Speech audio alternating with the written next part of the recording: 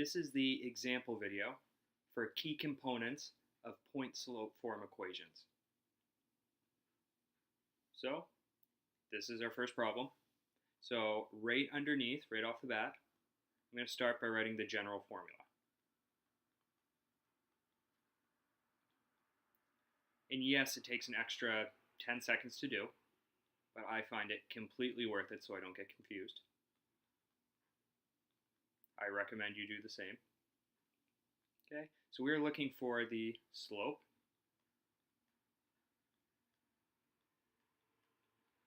And we're looking for a point. And we always write our points as an ordered pair. Okay? So, looking at this first example, I'll start with my slope. So my slope is the number that is in front of parentheses. Okay? So right above my m here, I have a 2 over 5. So my slope will be 2 over 5. And for a point on this line, I need to identify what x1 and y1 are. And the order of these does matter. If you have trouble forgetting which one comes first, x1 or y1, it's always alphabetical. X comes before y. Okay? So I'll look for my x1. So x1 right here, it's going to be at the end. Okay? So as I mentioned in the guided note video, whatever number we're given here, so we have a -5 or -5, we have to take the opposite of it because in our general form, we are subtracting x1. So this is like we're subtracting -5. And when we have two negatives, that makes a positive.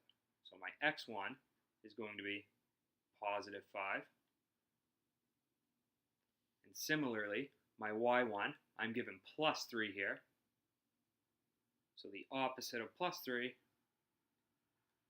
would be -3. Okay? So this is all I would be looking for in any sort of practice or an assessment. So I will erase just to save myself some time.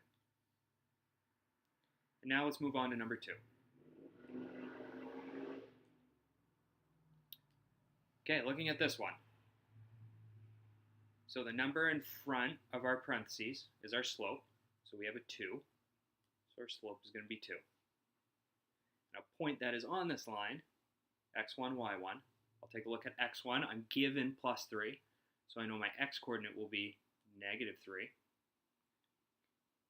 And for y1, I'm given +5.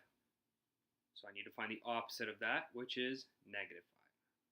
So this line has a slope of 2, and it goes through the point -3, -5.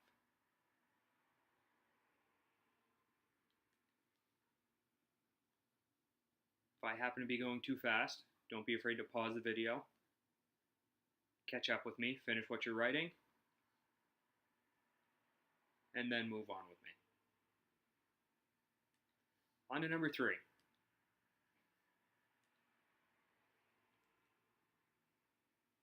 So for number 3, my slope, number in front of parentheses, I've got a 4 right in front of my parentheses, so my slope will be 4. And a point that is on this line, x1, y1, I'll take a look at x1. I'm given +1.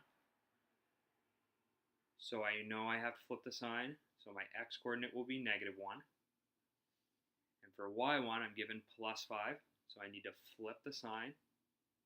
So it becomes -5. So the point -1, -5 is on this line.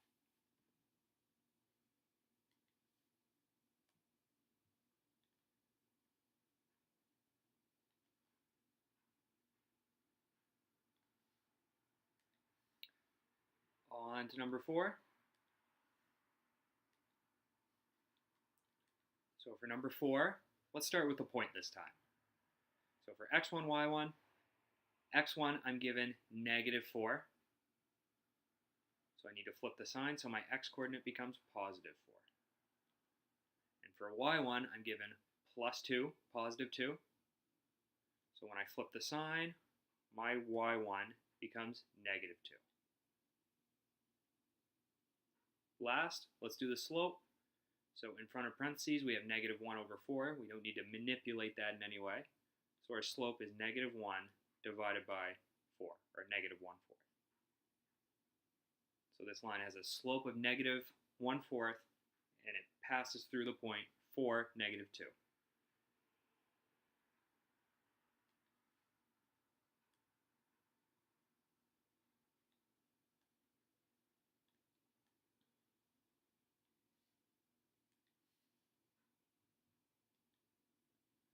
Last problem.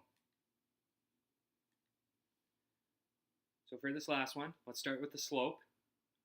Our slope is right in front of parentheses, so 2 over 3. So the slope is 2/3.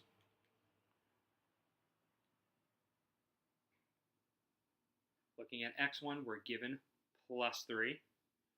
So I flip the sign. My x-coordinate becomes negative 3.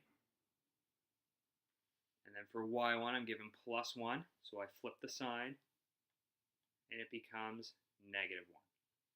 So this line has a slope of 2/3 and crosses through the point negative 3, negative 1. So at this point, I recommend that you move on to the key components of point-slope form equations practice.